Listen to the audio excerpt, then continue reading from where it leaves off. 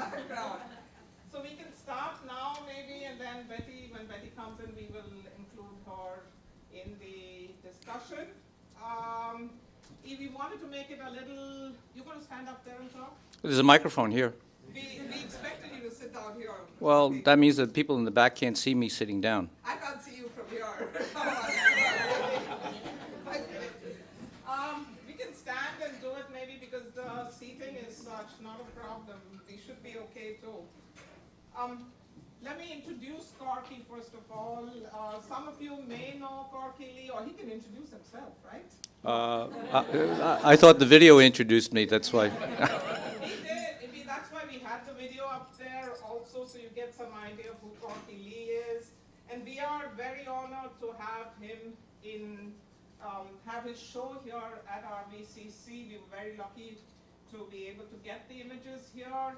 He's just had a show at the Smithsonian Institution, if I remember right. No, it was a traveling show. A traveling show. Yeah, Okay. I was only a small part of that show. Okay, I thought it was okay. So he's had shows there. He's also had shows at other universities. So we are lucky to be one of them as well. And universities like Cornell, Harvard, Princeton, if I remember right, from what my background research that I did. And Corky's been, I think it was up there in the movie as well, the years you've been doing photography. So let me present Corky Lee, and he can talk about some of the photographs. And how many of you have seen the show, the gallery? Okay. If you have one particular image in mind that you'd like us to discuss, unfortunately we don't have all the images here, but if you want one particular image, we could discuss whatever you'd like. This is an informal panel discussion. So questions and answers, I am fine with, if they'd like to present first and then you ask your questions, you're welcome to do that. I think that would be a lot better than interrupting the speaker for the presentation. I don't limit the speakers. It's up to them to kind of present, and then you can ask questions. Yes? Good? Yes, Corky. Well, since I don't have a speaker's voice, that's why I decided to get behind a microphone. I know there are a lot of people that came in late, didn't get to see the entire video. So by a show of hands, do we need to show the video again? Later. Okay. All right, fine. Now, the person that's en route, actually, there's two people en route. Well, one is Yolande, and who basically bought the idea of this exhibit to Raritan Valley, I think, a few years ago. And we've been working on this for a year now. Oh, a year now. So I'm deeply indebted to both Yolande, Vanny, the entire administration here. I met the president and everybody else down the line. So to get a reception like that is pretty rare. I know I didn't get that in Harvard, you know. So maybe I just have to come to New Jersey to get this type of reception. So like the video said, I've been doing and pursuing my craft for about 42 years. And as the video had said, I started doing this because I noticed when I was in junior high school that there weren't any Chinese in this photograph of the completion of the Transcontinental Railroad back in 1869. That's 144 years ago. I just came back from Salt Lake City, where I was in the process of organizing a flash mob. Now, all the students know what a flash mob is, right? So I see from some of the adults, they know what a flash mob is also. Now, the idea of this flash mob is going to take place next May 10th to be precise, on or about that day. And I want to try to get and round up 145 Asians to stand in front of those two locomotives where that historic photograph was taken 145 years ago, and basically reclaim our history. And all I want to do was take a photograph of that to show that not only did we did something 145 years ago, but an Indian American woman became Miss America, 2 weeks ago, okay? And basically transformed the thinking of Americans, or the people in this country, Because there are some people that don't think of themselves as Americans, that they think of themselves as a hyphenated American or somewhere in between. And basically transform the impression of Asian Pacific Americans, in my case, that we belong and we take an active interest in what goes on. So you won't see too many tourist-type photographs. You know, I notice that a lot of tourists, when they come into Chinatown, one of the first things they photograph is always those ducks or these chickens, you know, roasted ducks, chickens hanging in the window. You know, and I get so tired of that. But you know, for someone coming in from Des Moines, Iowa, they don't see that. You know, a lot of times you don't know what a chicken looks like before it gets to your table. You know, if you eat a lot of chicken McNuggets, you don't see the head, you don't see the, you know, you may think of the wings, but you know, nobody eats the tip of the chicken wing, right? They'll eat the drumstick or the actual wing, but never the tip. Or for that matter, Chinese happen to like eating chicken feet, you know, for dim sum, okay? And it's actually quite tasty, okay, when you get down to it. But every culture has its sort of idiosyncrasies if you're not familiar with that culture. So through photography, that's basically what I tried to do. And I think I'll probably continue doing that. I'm of that age where I can start collecting Social Security. For those of you who are probably surprised that I bring that up, but I can show you my Medicare card, you know, if you don't believe me, all right? But it's been a mission that I've done for 42 years, and I'll continue to do it as long as I possibly can. Now, if anyone wants to come to Salt Lake City or Promontory Point in May, you're welcome to come. I only ask that you bring probably an article of Asian clothing to wear. If you're Japanese, it could be a happy coat. If you're Vietnamese, they sort of have a pillbox, you know, cap. Or you don't have to, so you could wear a happy coat with blue jeans, you know, that's fine. But I basically wanted to show, at least to the people in Salt Lake City and the state of Utah, that you know, Asians are a presence, not just in the major metropolitan cities on both coasts and like Chicago. But I've traveled around the country. 2010, on the 5th anniversary of Katrina, I went to New Orleans to photograph what was taking place among Southeast Asians, and they're primarily Vietnamese, Cambodians, and so forth. Because no one ever basically interviewed those individuals. A lot of them are shrimpers. They worked in that type of business.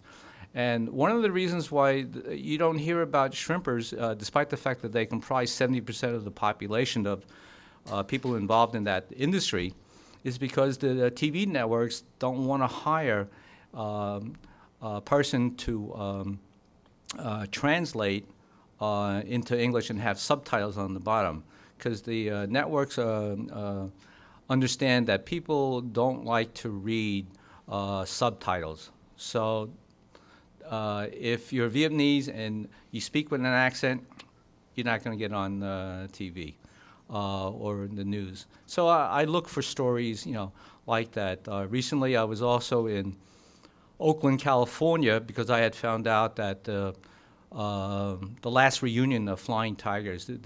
Some of the older people who are probably my age know what the Flying Tigers are. But for those of you who are not familiar with the Flying Tigers, they were a segregated Chinese-American unit during the Second World War, very much like the Tuskegee Airmen and the planes that they flew. So when I found out that they're veterans, actually, I realized that sitting in the back there's the son of one of the Flying Tigers, David Len over there. Would you stand up and get it, be acknowledged? Oh, what's that? And Brother Vic. Okay. So they were, I think both of them were in Oakland. And when I asked a lot of the veterans, you know, how do you feel about this being the last reunion? And they've been having these reunions on an annual basis since I think it was 1994. But they started these reunions every other year, going as far back as the end of the war. And that says a lot. But these guys they were kind of nonchalant about it, really. There was no tears that were shed. I think they're going to miss a lot of their comrades. I think about in Oakland, there's only like 35 who showed up. In the past, there was much more. But this being kind of like the last hurrah, I think they may have smaller events, maybe just dim sum. But what they would do in the past is they would have like 3 or 4 days of events. This past year, they went to Travis Air Force Base between Oakland and Sacramento. And they visited a museum there, and they had a display about the Flying Tigers and as well as their planes. And it was just, what had happened last year after Pearl Harbor, December 7th, all the veterans from that incident that started the Second World War, for America at least, they disbanded. So, but in the process, I was hoping to meet someone named John Yee, who was from Denver at this reunion.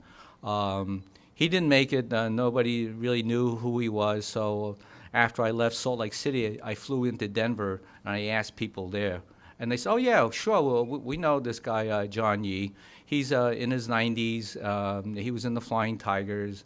But they also told me that there was a Japanese-American individual, a World War II veteran who had gotten the Congressional Medal of Honor. And that's the highest military award that you can get in the military. And he's still alive.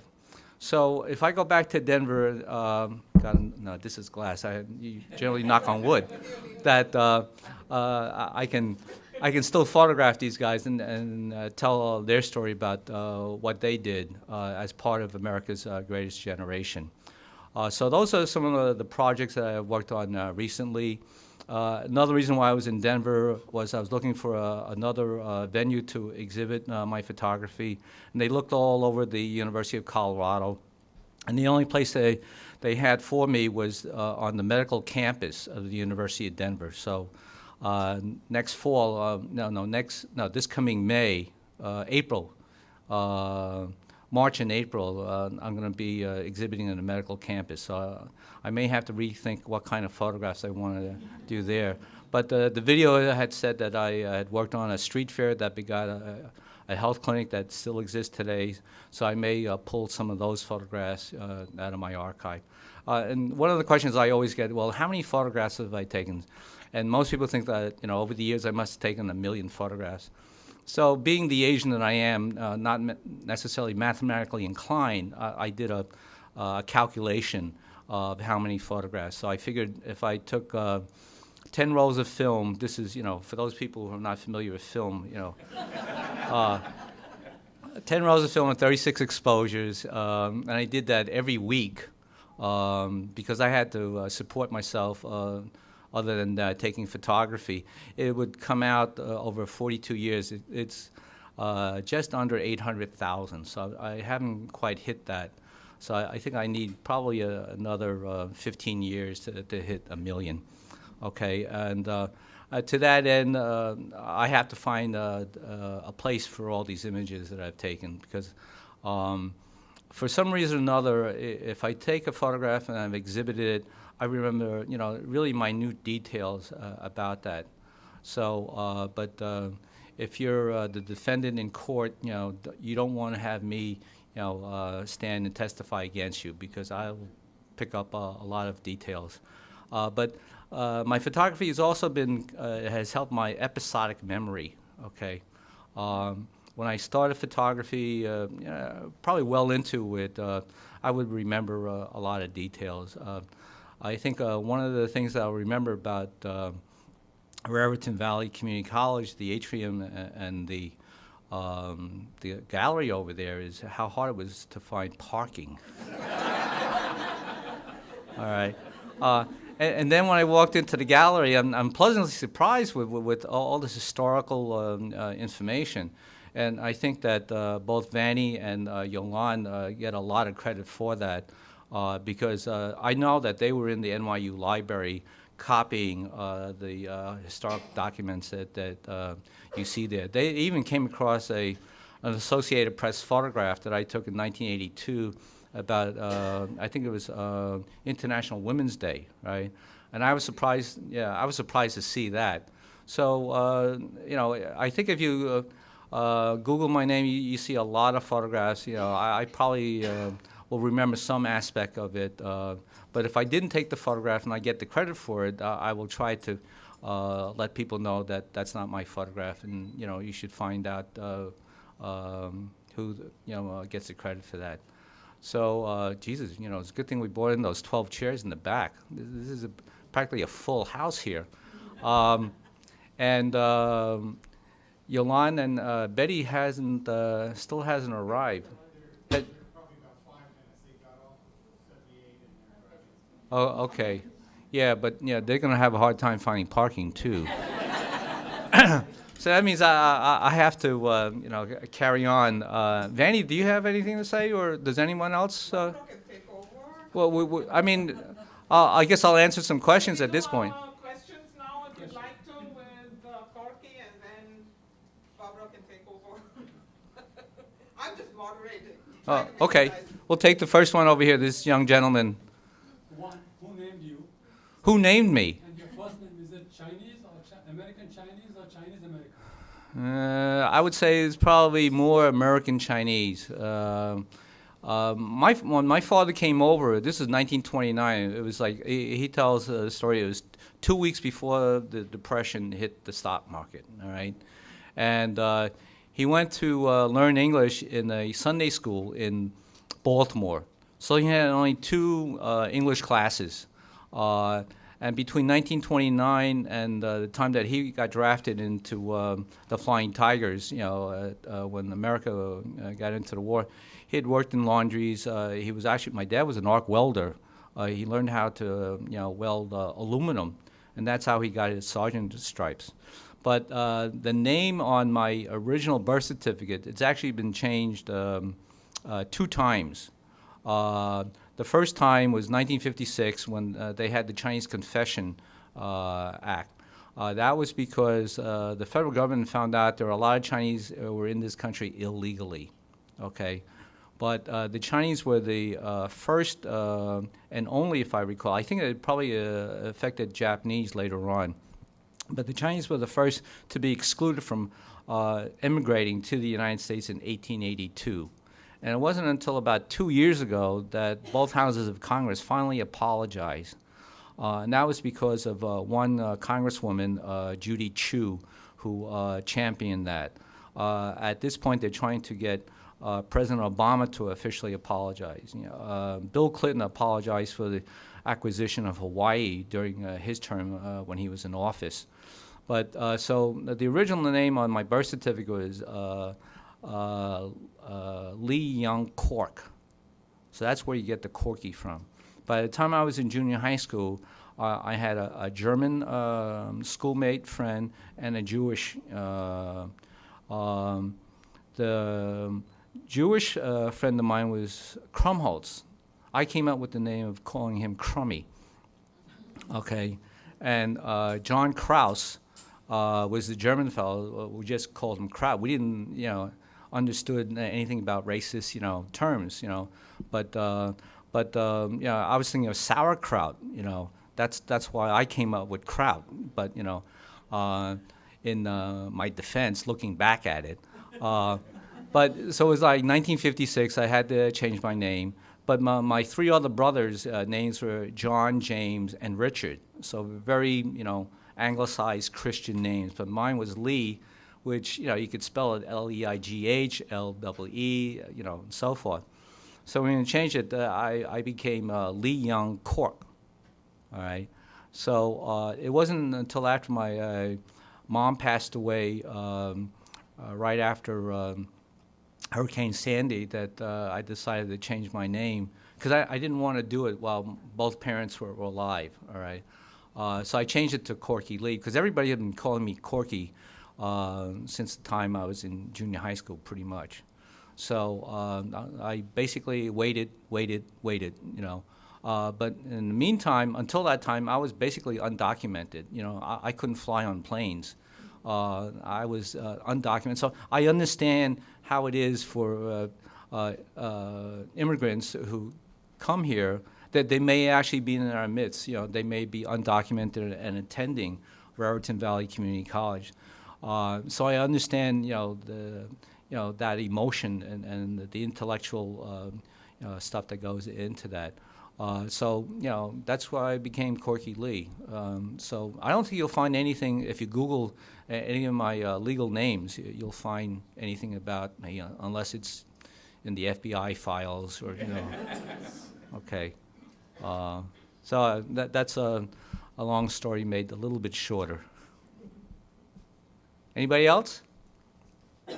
Come on, don't be shy. I know. What camera do you use? Anything that works, okay, is the politically correct answer. I don't want to say Nikon or Minolta. No, actually, the Minolta is now Sony. But I think if you understand the limitations of the camera, then you know what you can get out of it. So, of course, I use probably more of a high-end camera. If you could see this chair over, maybe I'll just show it to you. The camera weighs about 5-6 pounds. So, but I think my right hand's stronger than my left hand. But I've also learned over a period of time, since I'm carrying 5-6 pounds in my right hand constantly, I wanted to prevent carpal tunnel syndrome, all right? So what I did was I'm wearing magnetic bracelets on my wrist, and so I just wanted to get the blood flow from this part of me to here, because before I had magnetic bracelets, my right forearm would tighten up at the end of the day. Because I sort of figured out that if hemoglobin, are there any science people in here? Hemoglobin is a liquid form of iron in your bloodstream, all right?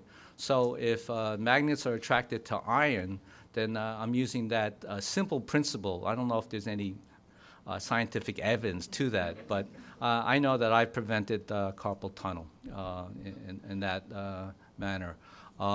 And instead of drinking water over here, I drink apple juice, because I was photographing one time a whole bunch of Buddhist monks, and I was told that I would have to do everything that they do without shaving my head and putting on the robes.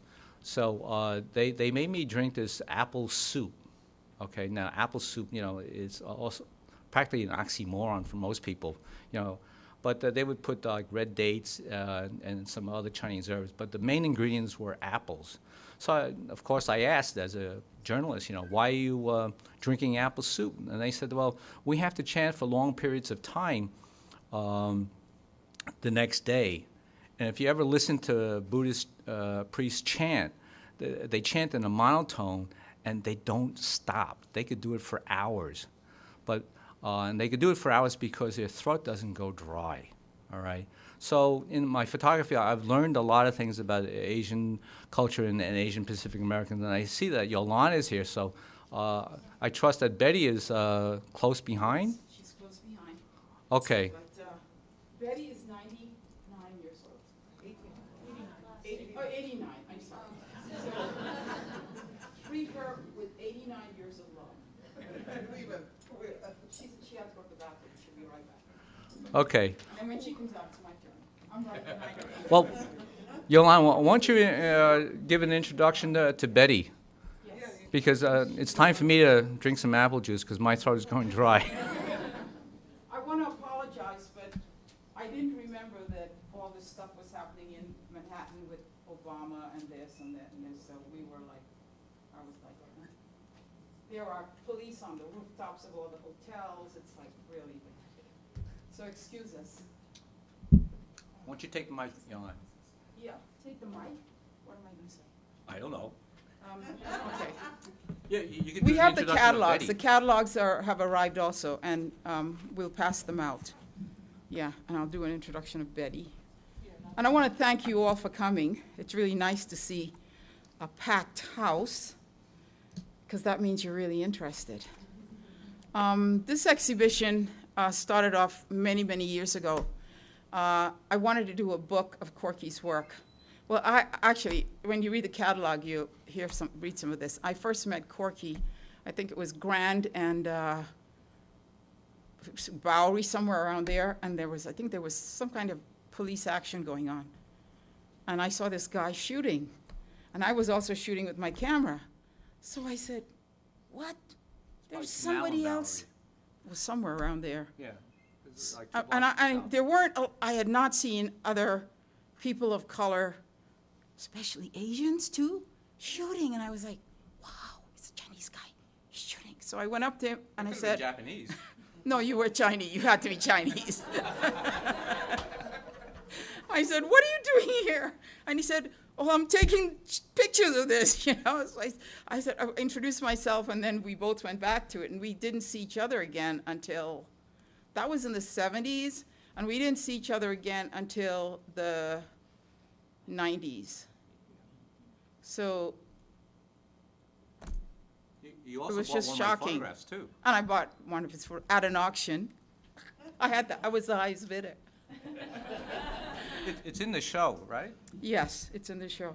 No, it's not. It's not? No. No, yes. Well, you have a No, copy no, of it I- in the I show, made yes. another copy. I know.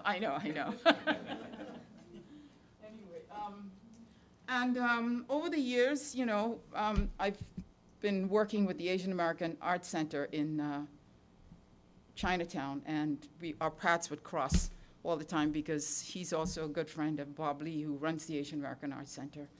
And we also have a lot of friends in common now, so we would hang out in Chinatown. Chinatown's a great place to hang out, you know. Now that Chinatown has cafes, it's trendy. But it's good. Knowing him has been good. Has it? Has it been good for you? Also, you know. Like any relationship, there are always ups and downs, you know? Oh, yes, Yeah, we you want do more fight. ups than downs. We do fight. But we always, but you know, somehow it like, all of a sudden, you don't remember what you were fighting over. Stuff like that, you know, brother, sister kind of thing. Yes? You should take ginkgo. I should take ginkgo? Ginkgo biloba. Oh, I tried that. It didn't work for me. Anyway, here comes Betty now.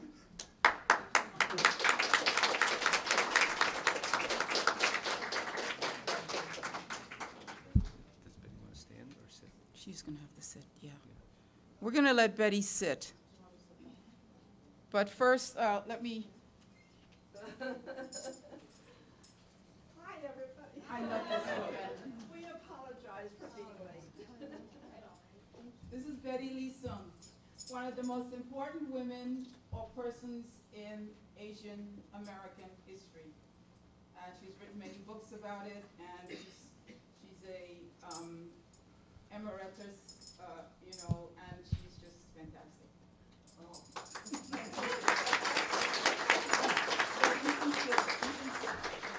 You can sit down. Hi, Corky. Hi, Betty, how are you?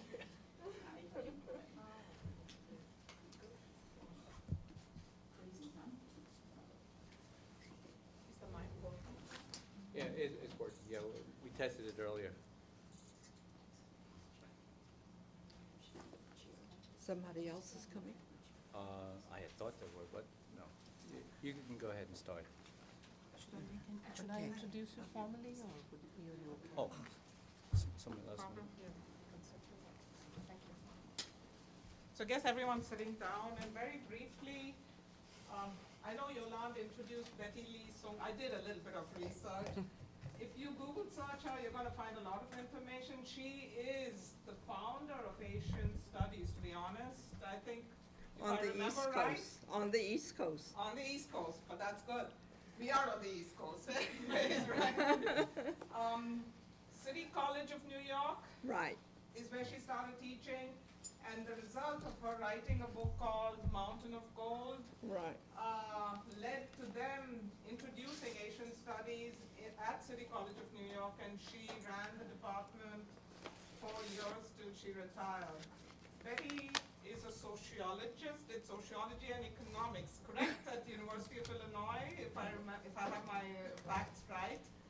I don't know what I am. I know, it started out that way, which is good, which is good.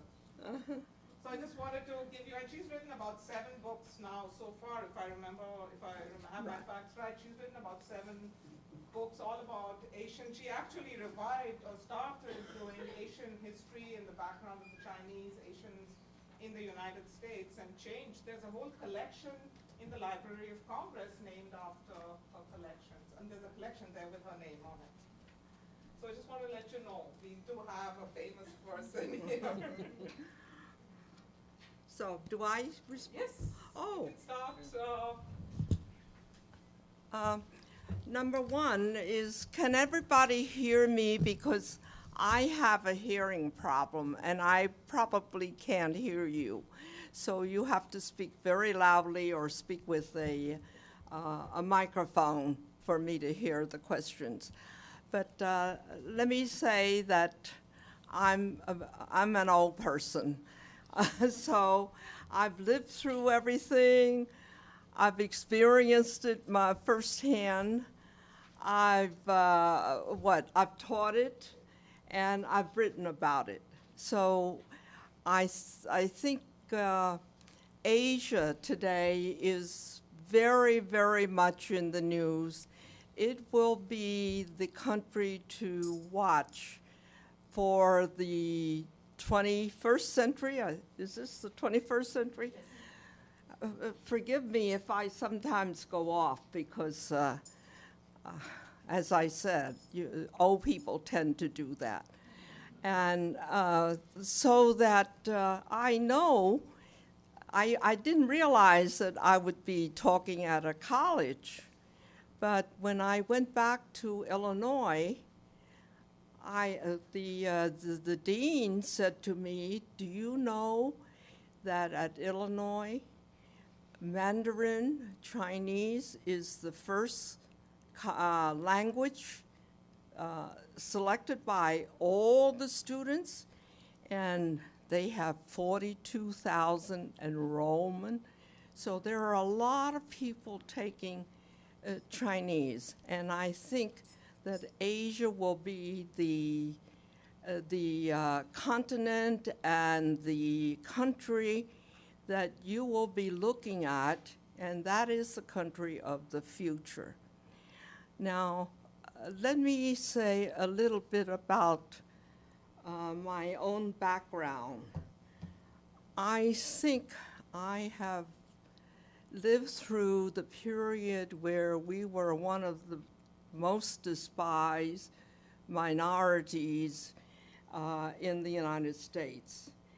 And I say this because even with the blacks, they were brought here as slaves.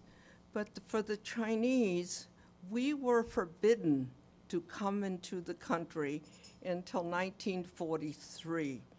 So and when we were here, those of us who were here were despised, were persecuted, were discriminated against, and everything you can think of, we were told we were not wanted. So, but we have seen a lot of changes that have come about, and I hope that better changes will come in the future. Now, I'm supposed to be a historian, but I don't know what I am, because I've just studied the Chinese in the United States, and sometimes it's community, sometimes it's history, sometimes it's present day situations that happen, and wherever it has taken me, that's where I've gone. But I've also decided that I'll let the younger people like Corky here, you know, and some of you in the audience carry on where I left off. Now, as I said, as a young Chinese American, I was warned before I even wrote my books that I shouldn't rock the boat.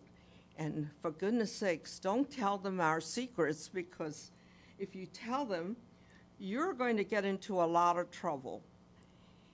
I think that if you don't tell about the situation, problems will happen even more so. And so I ignore all their warnings. I wrote my first book, and that was Mountain of Gold, and that was the first book that was ever written by somebody who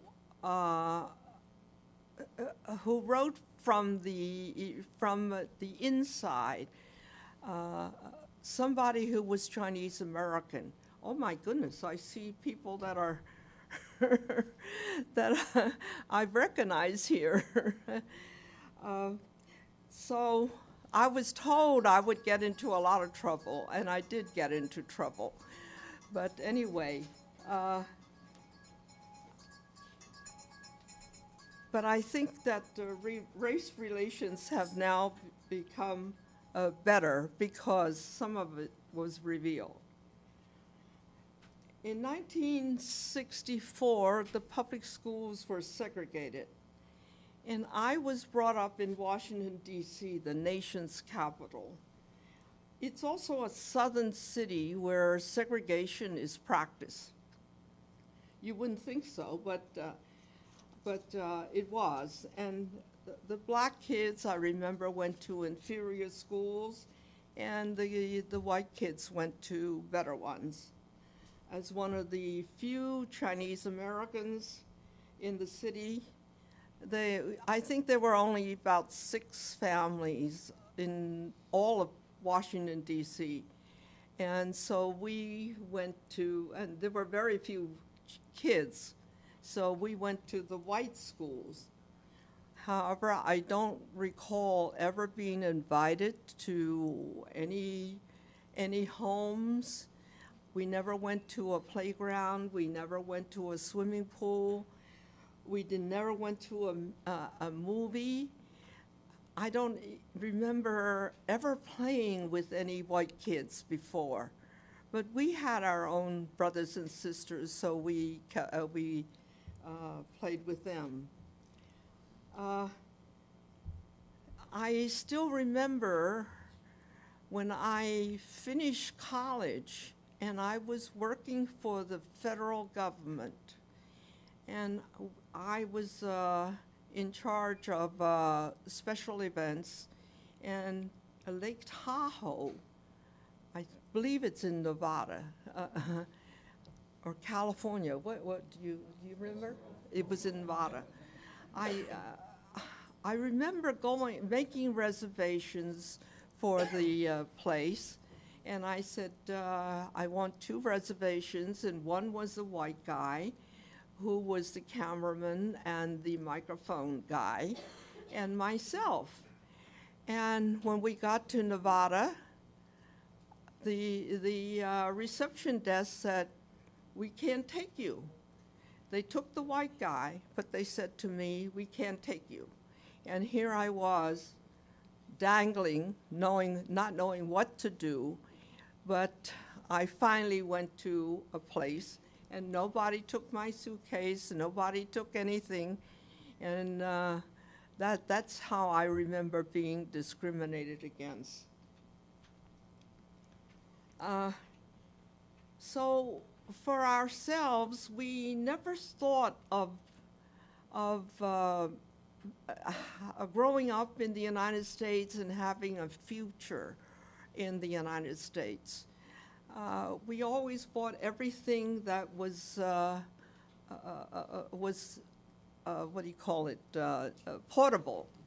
And then all of a sudden, we were told that we were, our place was only in China, and that we would have to go back there. So in 1931, I believe it was, or 1933, My father packed up the family and we all went to China. And that's where I went to school, and that's where I learned my Chinese as well. I'm glad I learned the Chinese there, and today it's very, very useful. But even though we lived in China, global events happened that sort of turn your life upside down, and that was when Japan invaded China. I know that goes back a long time, but the Japanese, for about a year, we suffered the bombings, the strafing, and whatnot, and then later on in 1938, I think the Japanese decided that they were going to come ashore, and they invaded our hometown. And that was when we had to escape, and we were refugees, and we tried to go to Canton and then eventually to Hong Kong, made our way to Hong Kong. We were little kids then. My sister was only 16, I was 13, and we made our way back to the United States, thank goodness, because we were born here, and therefore we had no problem landing. So World War II brought changes, and I don't know how many of you remember World War II, but there was rationing, there was a shortage of everything, and for the first time in 1943, the Congress thought about repealing the Chinese Exclusion Acts. And this is something they did, but they only allowed 105 people to come. And during the World War II, nobody came because the Pacific Ocean was very, very dangerous, and nobody came until after 1946. And that's when the GI Bill came, and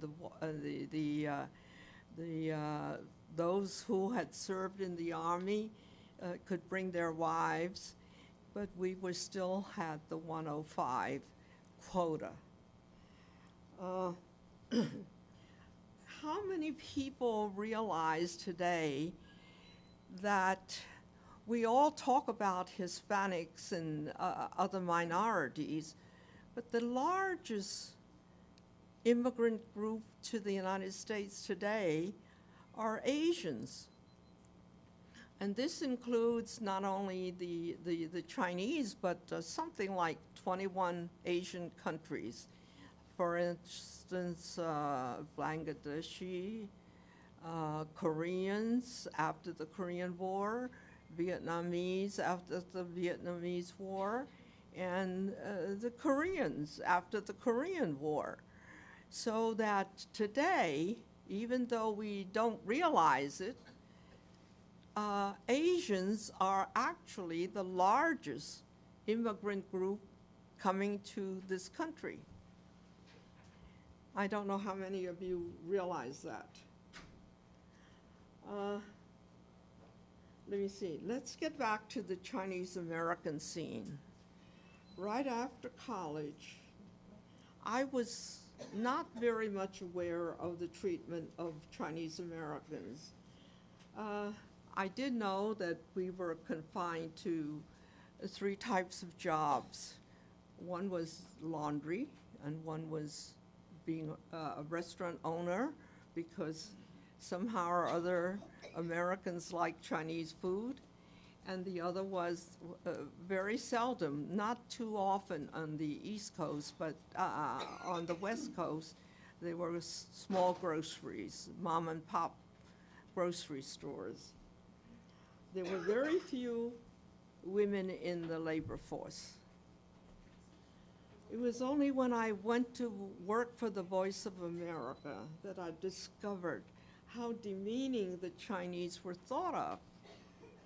There was no literature, practically no literature, written by a Chinese American. And what little there was very degrading. The Chinese had come earlier, very early, when gold was first discovered in California. And at first, people thought, oh, this was very good. We have a very good source of labor. They're hardworking, because if you know, when they tried to hire labor to build the railroads, they couldn't find anybody. There was a shortage of labor, and so they began to recruit the Chinese by boat. And the Chinese came, they finished the eastern half of the railroad and tied this country together. Now think of it. If you were a scattered country, and then in those days, the United States was only the eastern coast, the coastal states, the 13 colonies, and the other part was all uninhabited, virgin land, and the United States said, we should tie this continent together. And it was the Chinese who built the railroads that connected the country so that we are one now, rather than being separate countries like South America. And so, but after their work was done, they said, we can't compete against the Chinese. We have to get rid of you. And so they passed the exclusion laws. And that was when the Chinese, after they had rendered their service, they were excluded.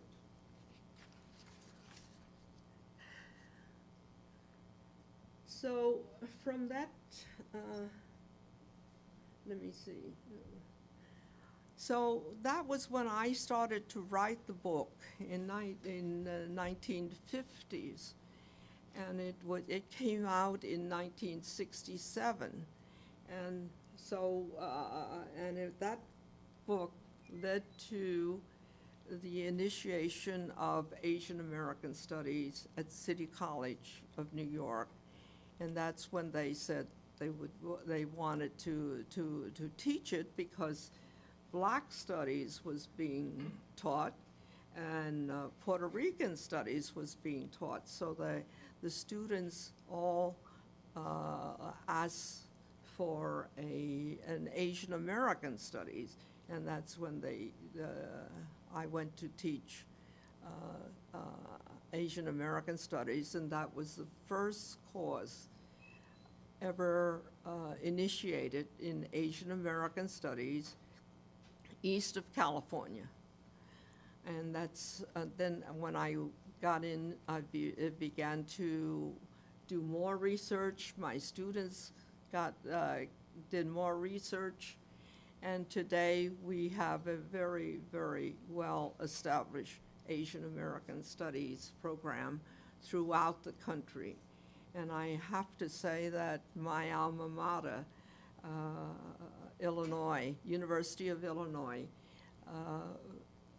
is one of the major centers of Asian American studies.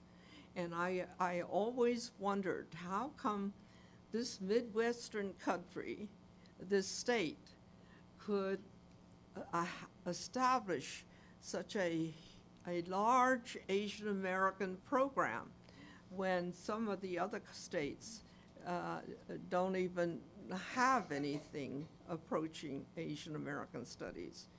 So I'm very, very happy about that.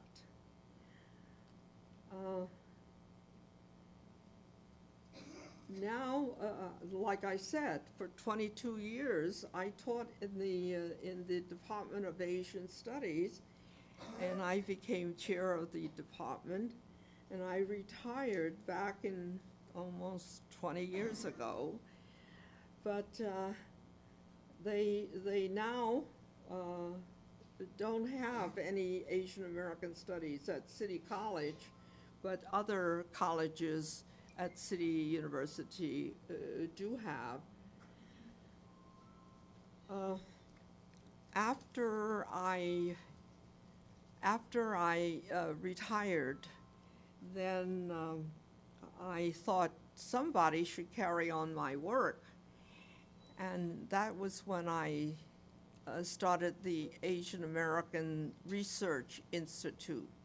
And that is now offering lectures, conferences, speakers. Actually, we have a lecture every other Friday on some aspect of Asia or Asian Americans. And the Asian American population is growing. How many of you know that 12 or 14%, I think, 14% of the New York City population is Asian American? That's a large number. And at one time, we were very, very small. Okay. Now, at the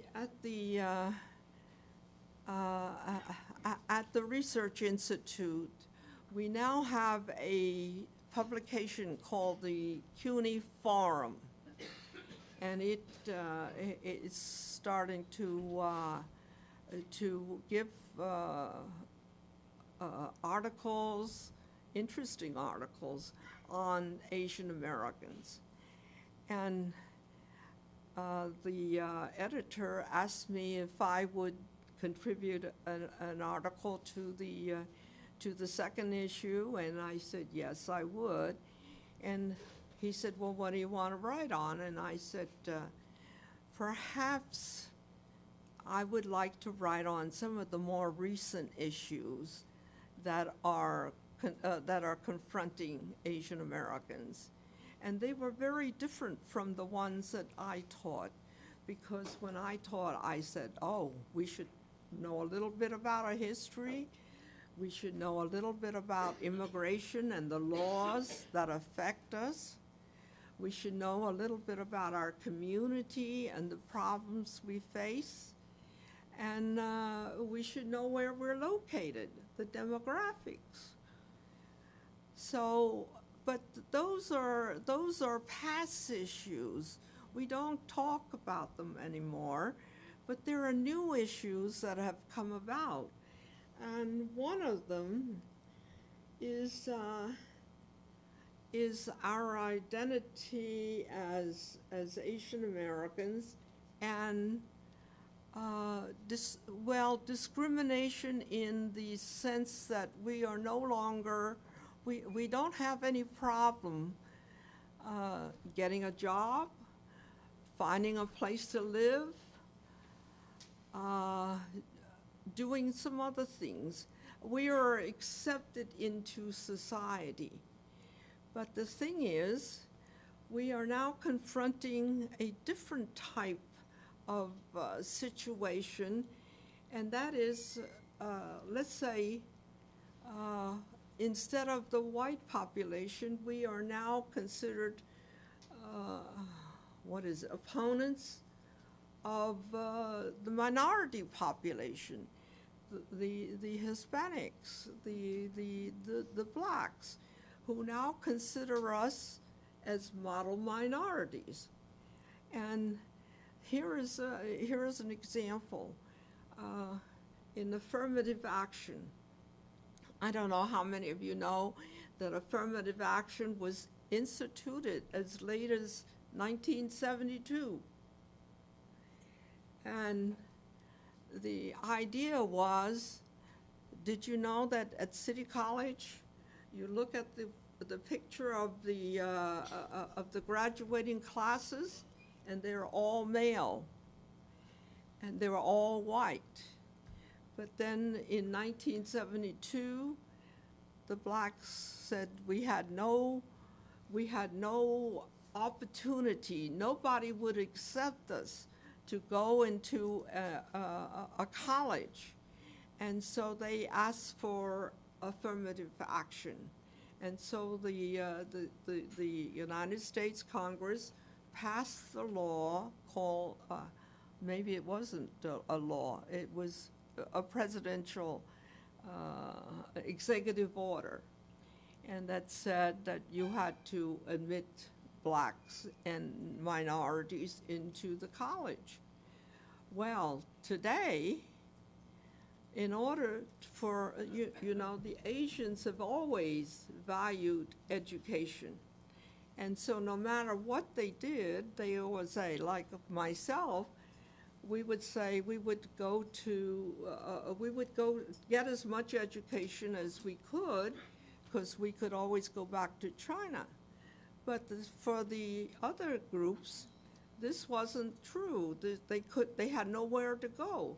And since we were not admitted to many colleges, we couldn't even attend. So with affirmative action, minorities got into some of the colleges. Today, you know, with affirmative action and so forth, minorities have been able to get educated.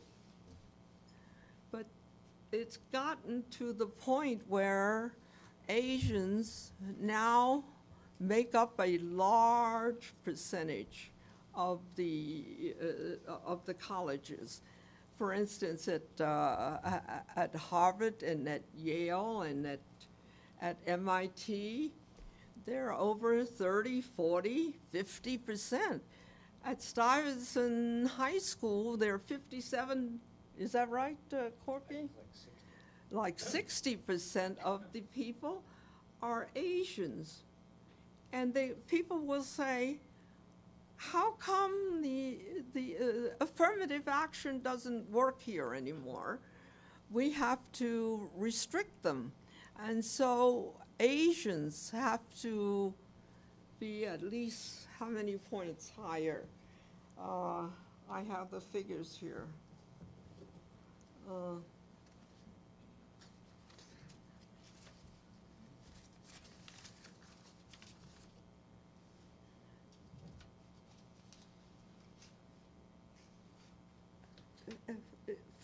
For the higher, for even colleges and universities, they require that Asians have much, much higher scores and what is it, SAT scores and qualifications to get in. For instance, Asians have to score 270 points higher than Hispanics. They have to score 450 points higher than blacks. And in the latest round of affirmative action, some Asians have begun to say, we're valedictorians. How come we have something like 14,000 SAT scores and we still can't get in?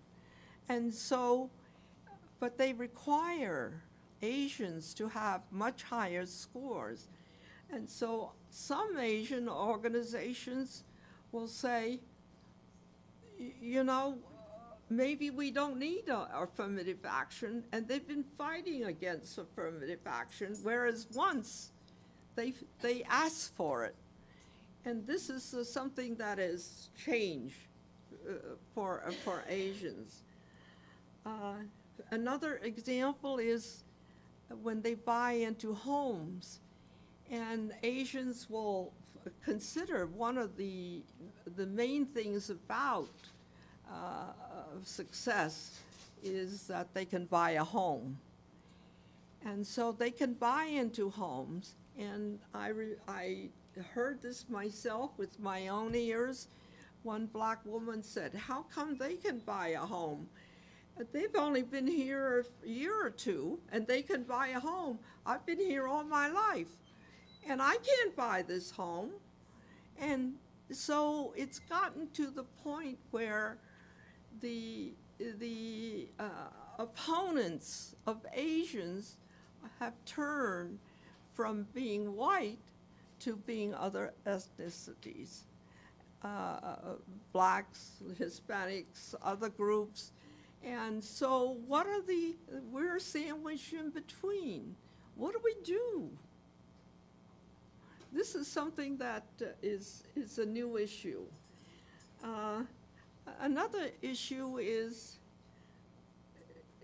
that we're always considered foreigner.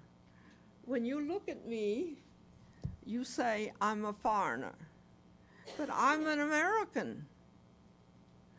And this is a situation like my nephew always gets mad because they will ask him a question, where are you from? And he'll, is it too much? Oh, you'll have to time. Yeah, okay. Let me say very quickly that being a foreigner is always something that is with us.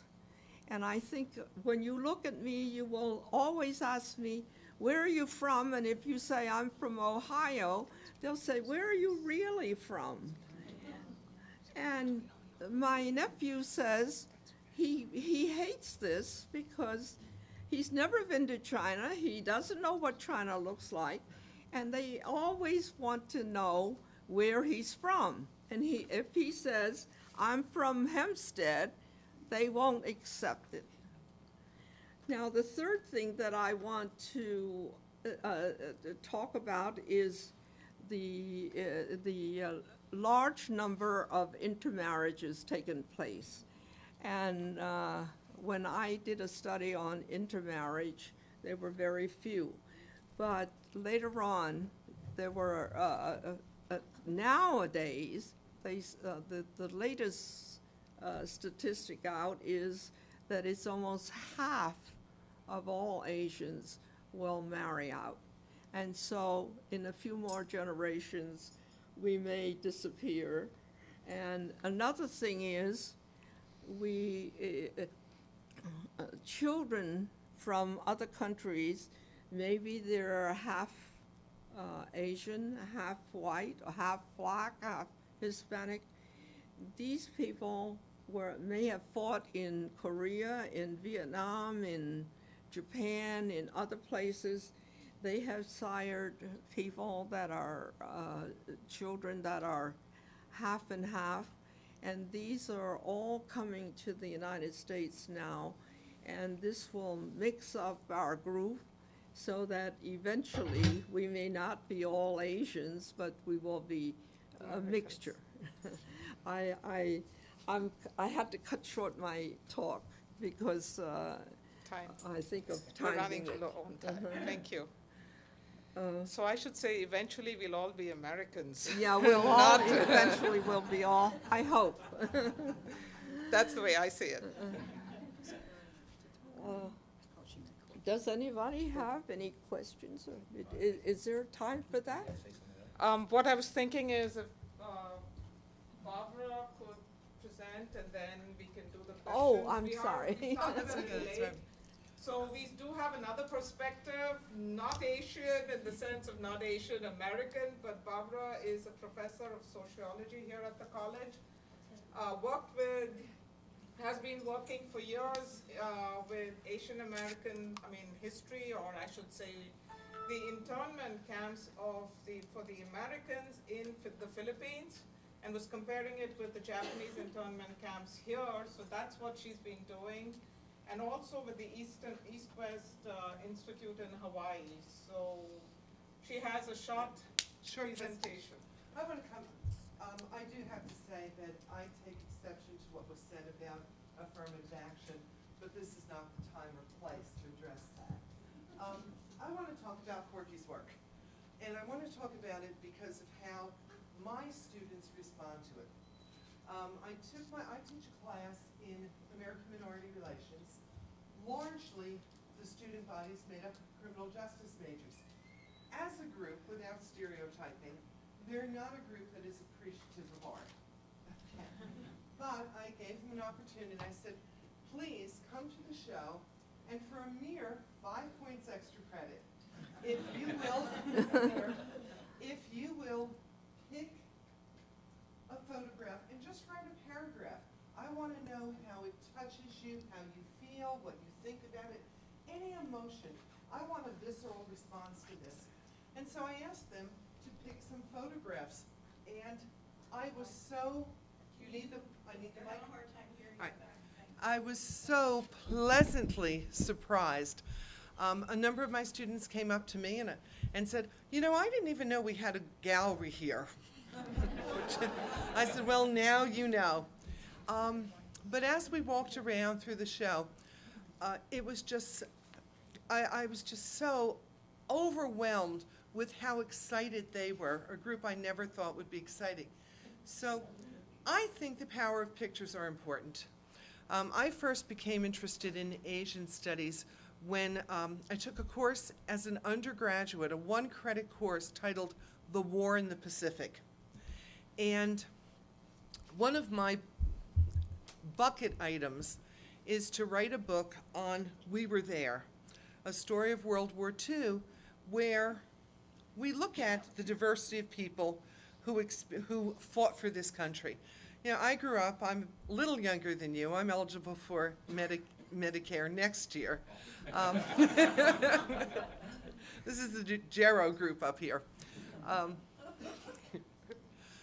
And I grew up, like many of our age, on war movies. And it was always white men who fought for this country. Now, my father was a white man who fought for this country, so I know they were there.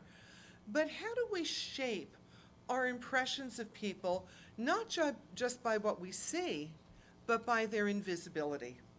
And so, how do we think about fighting for democracy, fighting against Nazis, fighting against the Japanese, when we start to see a more diverse group, when we see the Tuskegee Airmen or the Flying Tigers, when we see the 442, the most decorated group during World War II, Japanese Americans who at the same time were interned, fight for this country. To me, that's absolutely baffling and just so heroic. So this was the response of my students, and I copied some of your pictures, a little out of order. This one. These were the emerging themes from my students. The diversity of Asian Americans. As we walked around, so many students said, wow, there are so many of them and they're different. We don't tend to think of Asian Americans, and that's probably a problem with our language, that we put everybody under this umbrella, and so it kind of focuses our eye not to see the diversity. Some of the stereotypes they saw in your pictures. Many of them said, wow, I value other cultures. Look at what they're doing. We don't have festivals like that. They saw discrimination, racism. There was a generation gap I'd like to talk about. Pure hatred they talked about, and change. So what I have here are some of the pictures they selected of your work and what they had to say. One student wrote, I never realized that there was so much diversity among Asian Americans. I was surprised at the Muslim women. I thought all Asians were Buddhists. We're like Buddhists. Okay.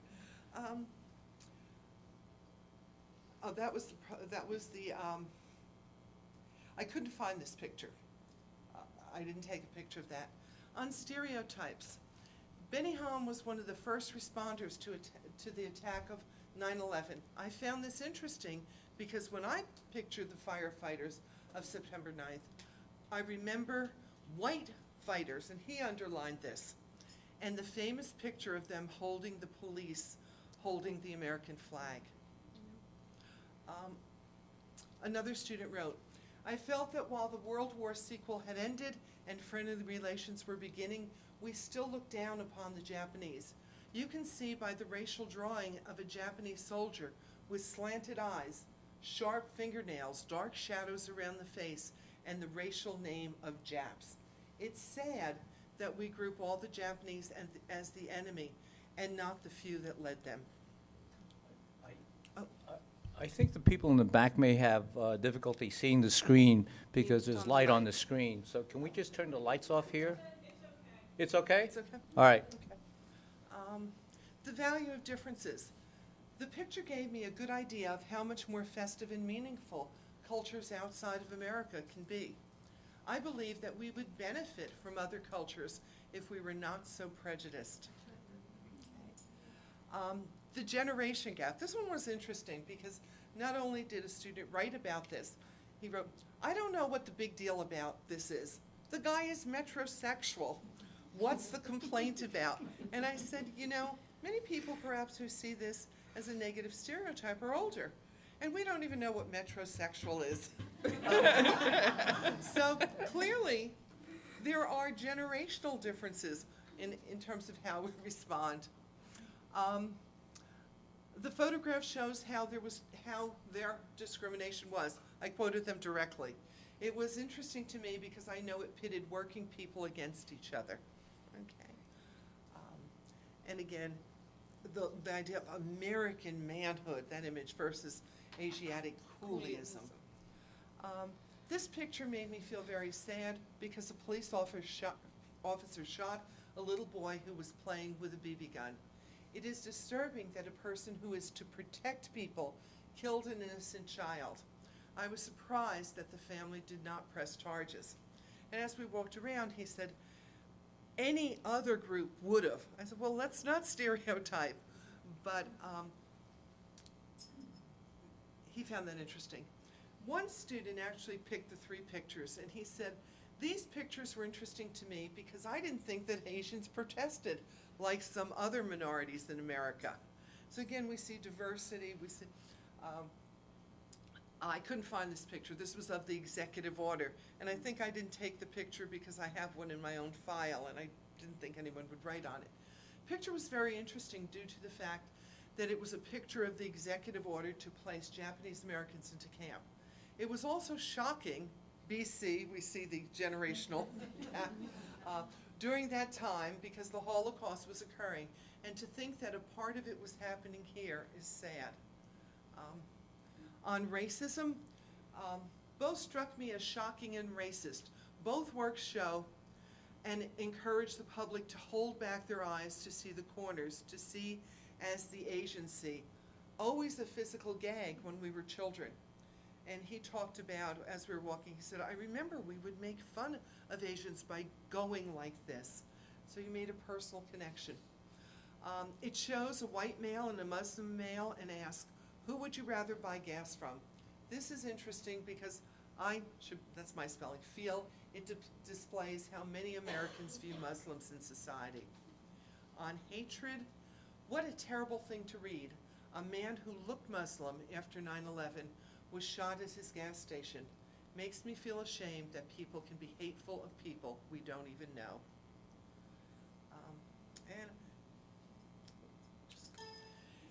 And I was just very pleased. You know, this was, again, was a group I never expected to be so touched.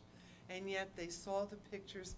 And so I titled this The Power of Pictures, because what we read in books often does not resonate the way a picture. So I thank you for this wonderful offering that my students were partake of. Thank you.